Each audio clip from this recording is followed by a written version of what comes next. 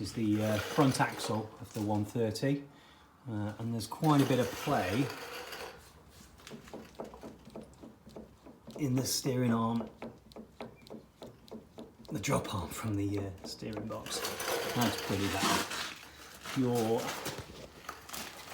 swivels aren't in bad shape, but they are corroded.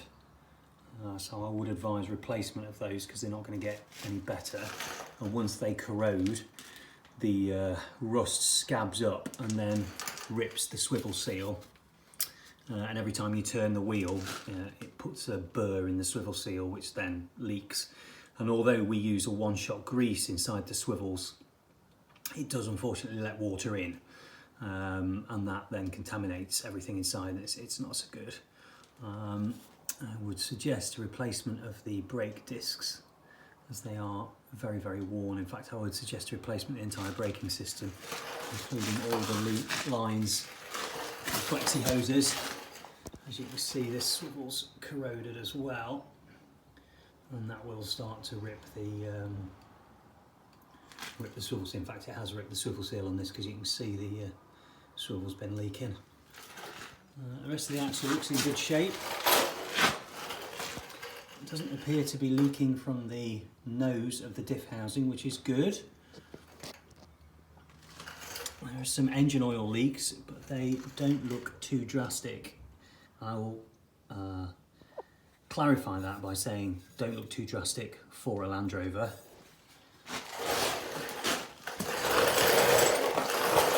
The front of the chassis is not too bad. I'm very pleased to say that the bulkhead, this is the outside of the footwell, the bulkhead looks in good shape, which I'm really, really pleased about. Normally they go down here. This one's good. A little bit of damage here, but that's nothing to worry about. And just open the door and we pull the mat up.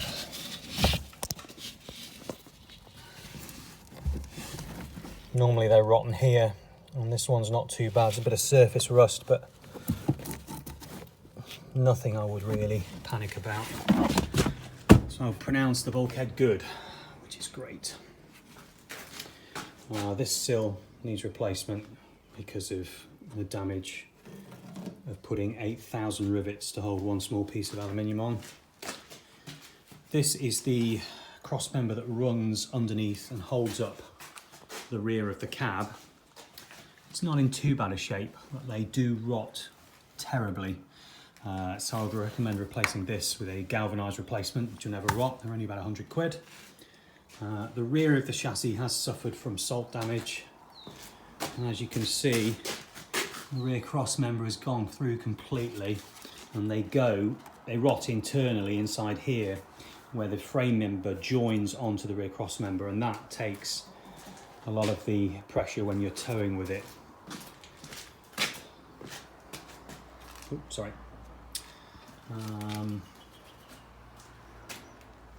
That's the rest of the chassis. And again, down the sides.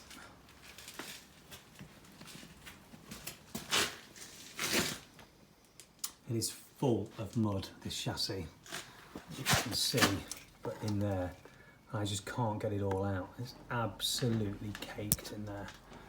And then the turrets need replacement.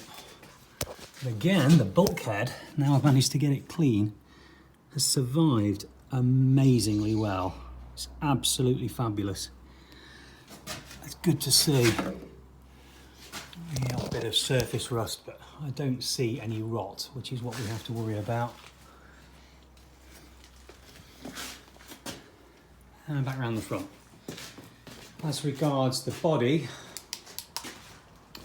we'll need to possibly replace the tops of the wings, which come as a separate section from the rest of the wing. You can just replace this top section to get rid of all these holes for these horrible checker plates. Obviously the doors, you have already got some new door hinges fitted. There's no play in these door hinges and they're galv ones, so they can be reused and repainted. These old door hinges, there's a ton of play in them, they'll have to go. Obviously the doors, I would suggest replacing these old seals on this. These are all cracked, but these are all available and not expensive. Also suggest replacing the channels in this rear window to help hold the glass a bit better. Instead, you don't have to have your anti-rattle cardboard in there.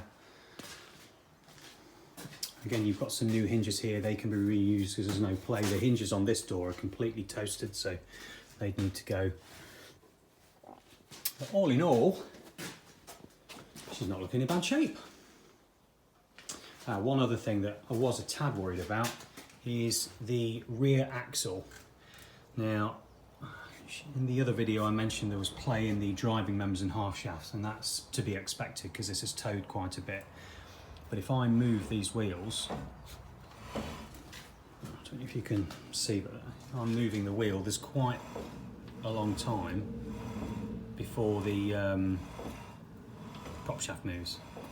Now, most of that will go when I change driving members and half shafts in this rear axle. But there's a possibility there is more play in the rear axle, and that's only going to be discovered when we strip it down and get the dial test indicator on it. So that's a question, but again, nothing horrendous if we find it to be bad. Okay.